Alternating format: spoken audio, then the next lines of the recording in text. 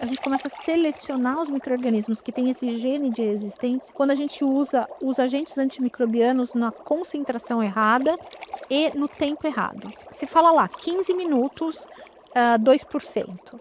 E você, na verdade, está usando 0,5% a 10 minutos. Os bobinhos vão morrer.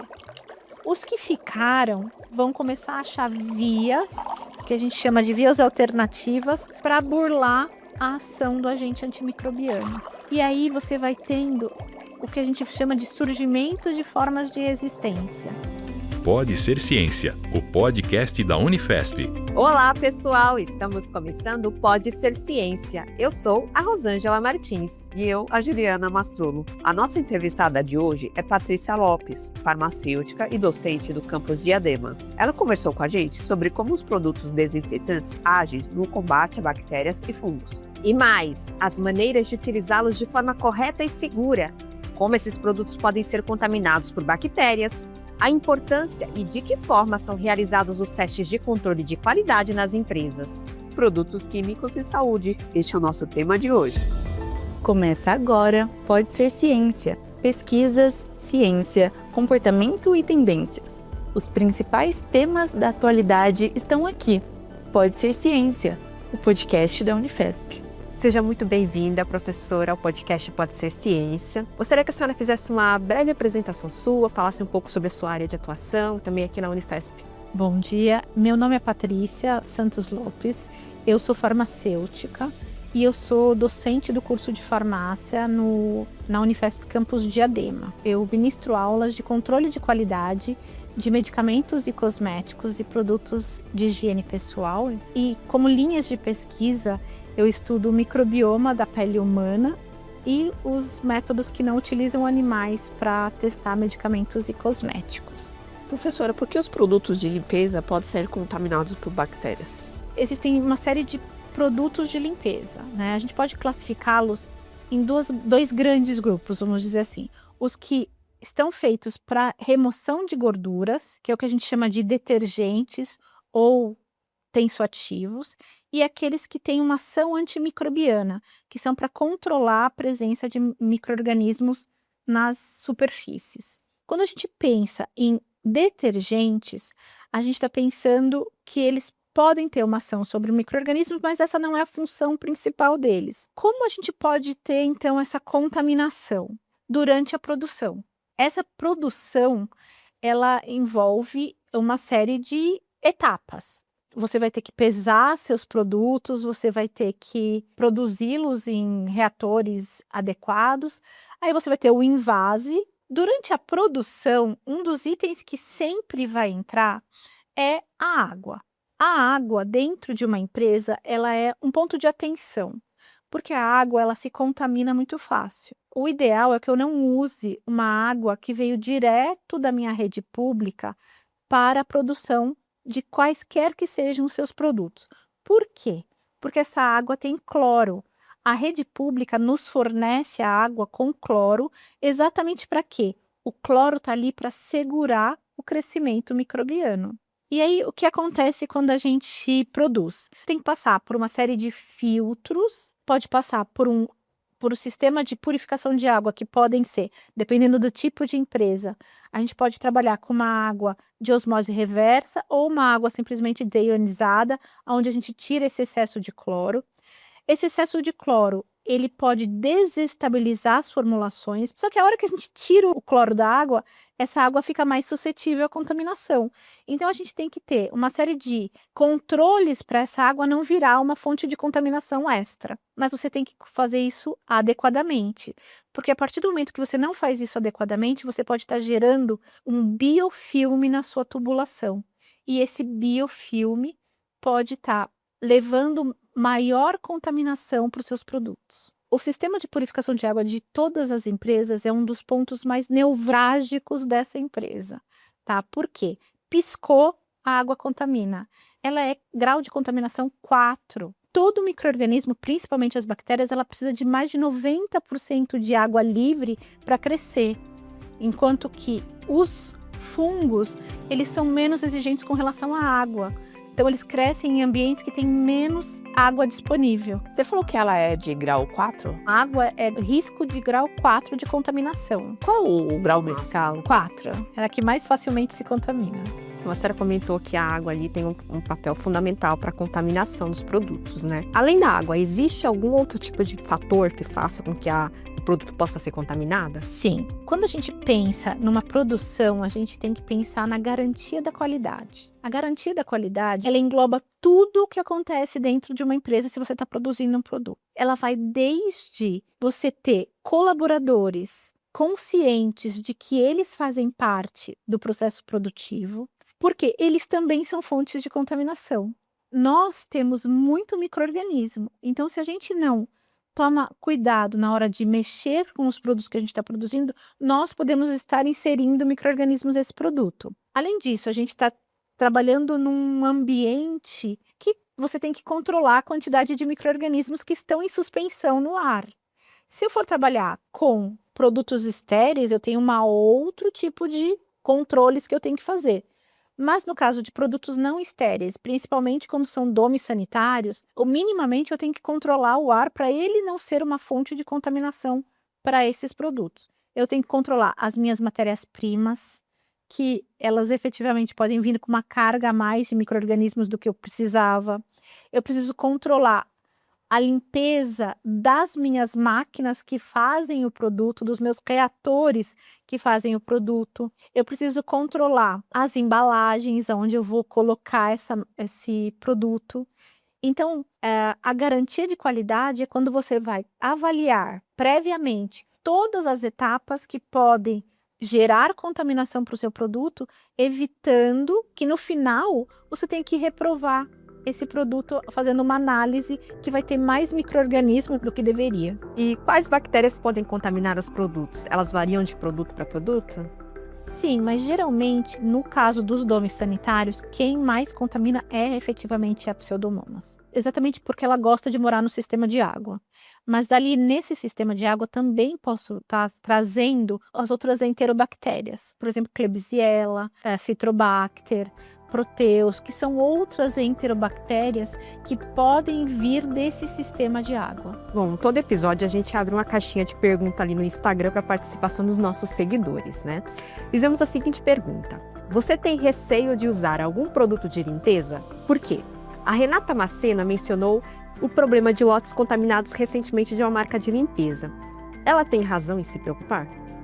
Sim, principalmente se na casa dela tiver idosos ou crianças ou pessoas imunossuprimidas. A Pseudomonas é um micro-organismo de vida livre, a gente vai entrar em contato com ela várias vezes. Se na mão dela tiver algum tipo de lesão e ela entrou em contato com esse produto, ela pode começar a sentir uma formação de feridinhas na pele. Se ela usou esse produto e não enxagou direito e efetivamente coçou o olho, ela pode estar levando esse micro-organismo para o seu olho e isso pode levar, se ele não for tratado, se não for imediatamente para o médico, a hora que começou a sentir alguma ardência, ela pode levar a lesão de córnea. Então vai depender do local que entrou em contato com esse produto. Existem produtos químicos específicos, né, para combater bactérias ou agentes patológicos. E não é possível a indústria fabricar um produto específico para combater todos esses outros, do que a gente ter vários produtos no mercado. Os micro-organismos, vamos dizer assim, eles têm alguns recursos. Os micro-organismos, de uma forma bem geral, são divididos entre as bactérias e os fungos e os vírus. Quando a gente pensa nas bactérias, elas ainda são subdivididas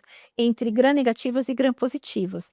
E elas têm essa subdivisão porque elas têm formatos diferentes, o que as torna mais ou menos resistentes a agentes antimicrobianos. No caso dos fungos, a gente divide-os em leveduras, que são as cremosinhas, como eu chamo, e os bolores, que são geralmente os peludinhos. E quando você pensa nos agentes antimicrobianos, eles vão ter funções diferentes de acordo com esses micro-organismos. O que a gente vai ter são, dependendo do tipo de micro-organismo, ele vai estar mais suscetível ou menos suscetível àquele antimicrobiano. Um dos agentes que realmente é efetivo, no caso de limpeza, para tudo, é o hipoclorito de sódio, popularmente conhecida como água sanitária.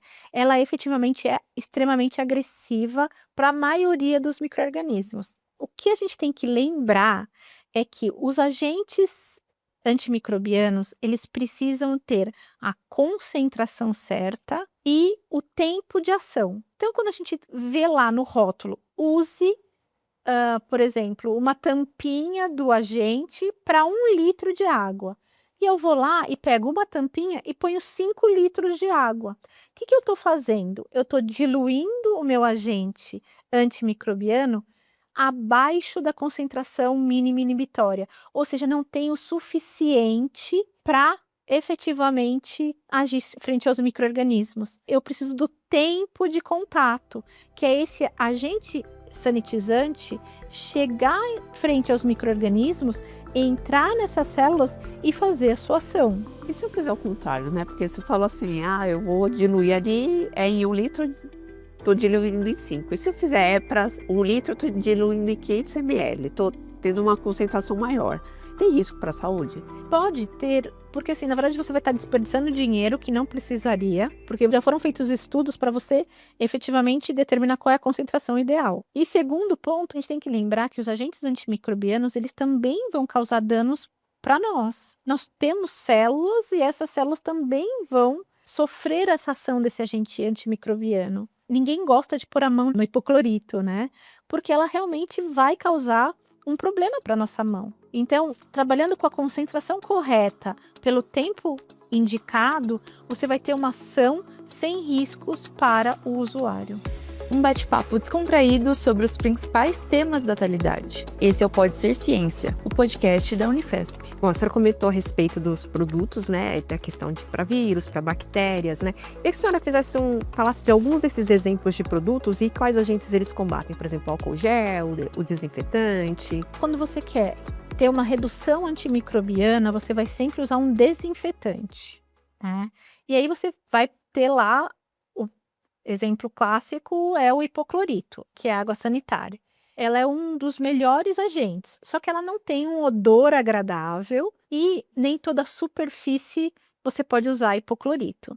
Então, eles começaram a produzir outros agentes que a gente chama de desinfetantes. Tem que ter lá escrito desinfetante. E aí você vai passando na superfície, porque eles são mais adequados para cada tipo de superfície. Um outro agente que é muito interessante para controle dos micro-organismos é o álcool. E hoje em dia não se é mais permitido o uso do álcool 70 para venda para o público, mas ele era o melhor em termos de controle de superfícies. Ele tem, inclusive, uma ação, não todos os vírus, mas ele tem uma ação frente aos vírus. E tem ação frente aos micro-organismos. Então, ele é um ótimo agente de controle de contaminação. A gente tem que lembrar, né, que vocês têm diversas superfícies diferentes na nossa casa.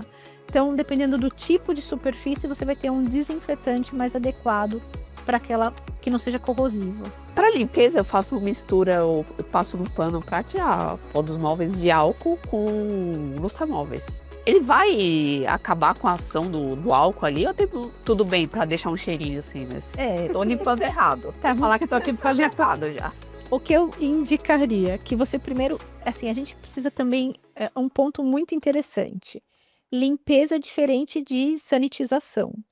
Quando a gente pensa em limpeza, a gente está pensando em remoção das sujidades. Que tipo de sujidades? Pó, poeira, restos de células, asinha de inseto, pelo de cachorro, qualquer coisa. Você tem que remover primeiro essas sujidades. A água é uma boa forma de você usar fazendo essa limpeza. E é interessante que você faça a primeira limpeza antes de você usar um agente sanitizante. Por quê? Os micro-organismos, eles são muito espertos. Eles podem estar escondidos embaixo dessa camada de pó, de poeira, de restos de células. E aí o agente sanitizante não consegue chegar até ele. E aí ele não vai ter ação. Então, primeiro a gente remove tudo. Não precisa ser necessariamente com álcool, se você não quiser. Pode primeiro passar o álcool. Depois que secar, é que você passa a cerinha, para dar um cheirinho. Tá fazendo errado a vida toda. E daí depois que secou tudo, você passa para deixar aquela superfície mais protegida e com cheirinho que a gente gosta. E eles atuam sempre dessa forma, é concentração e tempo que eu preciso deixar ali agir. Isso. E aí vai ter alguns que vão mexer no DNA do micro-organismo, alguns que vão agir na membrana do micro-organismo, alguns que vão ter ação mexendo, por exemplo, em algumas reações enzimáticas do micro-organismo. Então, assim, dependendo do tipo de desinfetante, você vai ter reações diferentes que eles vão causar no micro-organismo. Bom, continuando aqui com a participação dos nossos seguidores, o Ronaldo Galvão e a Patrícia Silva, eles mencionaram o receio de utilizar a água sanitária. O produto tem perigo realmente? A água sanitária é um ótimo agente antimicrobiano, só que a gente realmente precisa tomar cuidado. Da mesma forma que ela mata todo tipo de micro-organismo, ela também vai agir sobre as nossas células. Usar na concentração adequada, que está lá descrito no rótulo do uso do produto, pelo tempo adequado, mas mais do que isso, usando principalmente formas de proteger as nossas mãos, né, quando você está fazendo essa limpeza. Um outro problema do uso da água sanitária é você misturar com outros produtos, né? Então as pessoas acham que é normal, assim, falar assim, vou potencializar a minha água sanitária. E aí começa a colocar vinagre, começa a colocar álcool junto. Isso não é indicado, porque ela vai gerar vapores do cloro. Então, lembrando, a água sanitária é hipoclorito de sódio. A hora que você coloca, por exemplo, um agente ácido, como é o caso do vinagre, você vai liberar o cloro e esse cloro vai causar problemas. E o vinagre, a gente ouve falar que ele desinfeta. Ele não consegue desinfetar. Ele é ótimo, às vezes, para você usar como um agente clareador, principalmente usando com bicarbonato de sódio. Só que não faça em recipiente fechado, porque ele vai liberar aquela espuminha, ele libera gases. Então é só tomar cuidado para não fechar isso, porque daí depende do recipiente ou quantidade, isso pode explodir, mas não é usual isso acontecer. Geralmente a gente faz a mistura e já usa, né? Ela é de uso imediato. A nossa seguidora, a Fernanda Ferreira, disse que tem receio por causa dos compostos químicos. Alguns produtos apresentam mais perigos à saúde? Olha, tudo que está hoje no mercado, ele foi avaliado com relação ao risco. Tudo que você usa de domes sanitários precisa passar pela Anvisa. Dependendo do tipo de produto, ele vai ser só notificado ou ele vai ter que ser registrado. Os que têm antimicrobianos, eles precisam ser registrados. E para isso, eles passam por toda uma avaliação. Existe um problema quando a gente compra, por exemplo, algum agente dome sanitário que não tem esse controle. Porque daí a gente não sabe qual é a procedência e se está na concentração correta.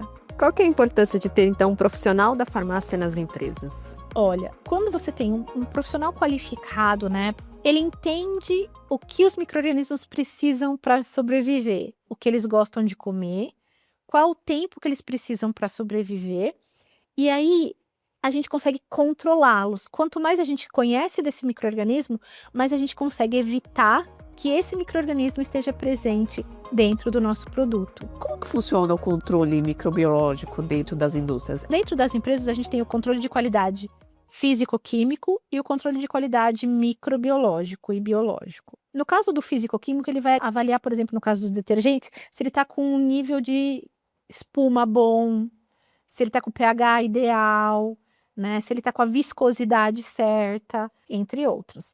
No caso do microbiológico, ele vai ver se ele não tem contaminação microbiana. Para fazer isso, a gente trabalha com umas diluições. Então, a gente vai pegar o produto, vai diluí-lo, vai usar agentes inativantes para tirar qualquer ação antimicrobiana que possa ter nesse produto, para daí sim a gente plaqueá-lo da comida que o bicho gosta, o tempo de crescimento e a temperatura que ele gosta, para ver se ele está crescendo ou não. E aí a gente vai contar esse número de micro-organismos que tem para verificar se está dentro do limite pré-estabelecido. Além disso, a gente vai procurar os micro-organismos patogênicos.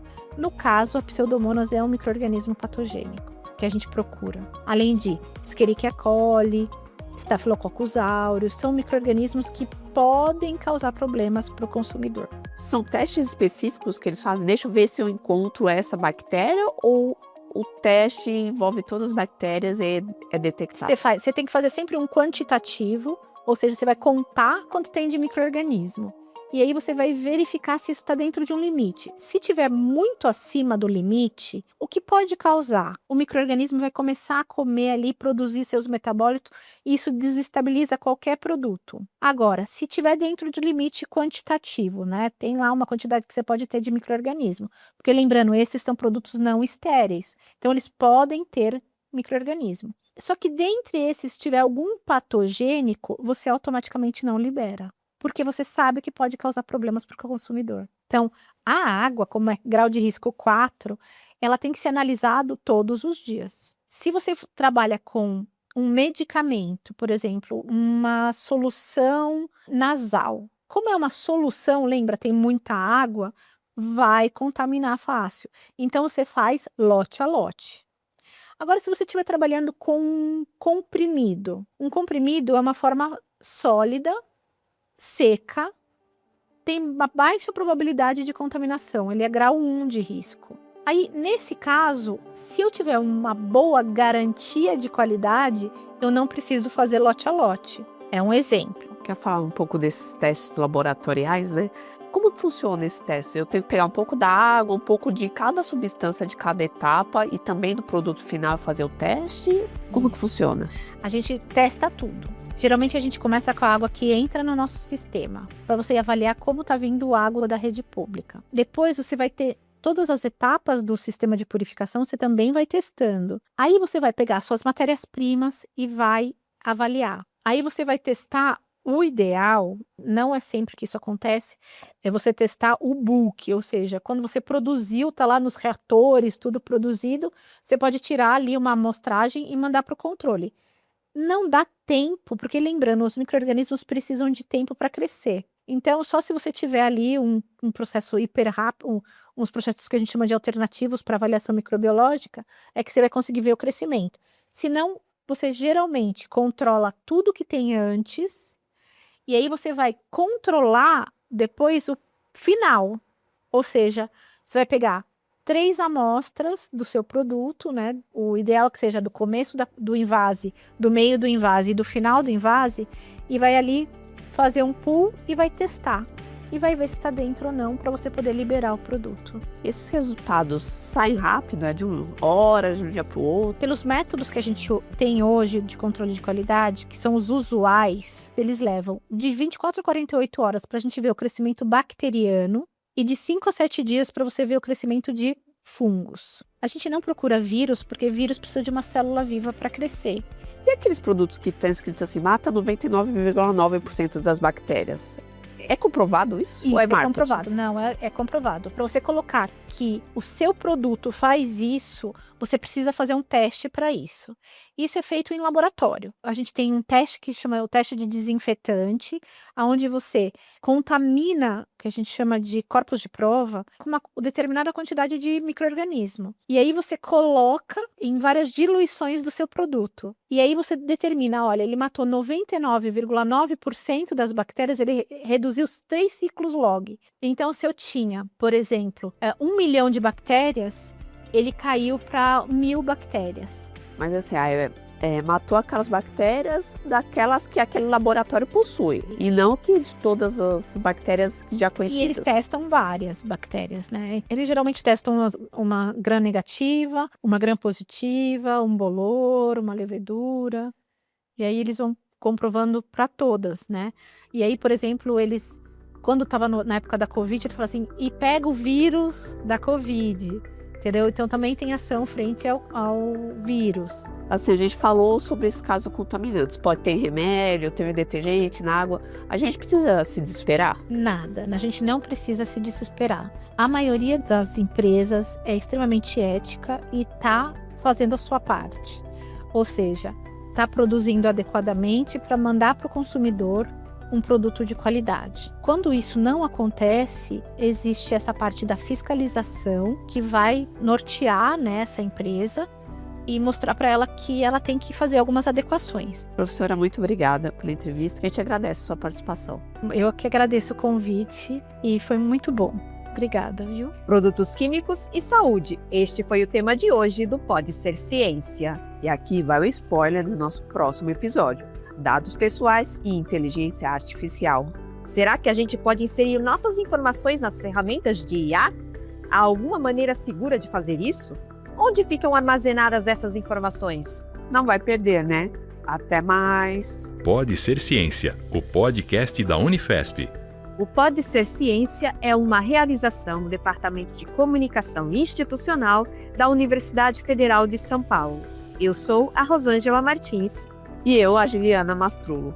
Também participaram desta produção Alex Kuipert, Giovana Souza, Jean Silva, Loiane Villefort, Reinaldo Jimenez e Zay Sichen. Esse foi o Pode Ser Ciência, o podcast da Unifesp. Os temas da atualidade num bate-papo rápido e descontraído. A cada 15 dias, um novo episódio. Pode Ser Ciência, o podcast da Unifesp.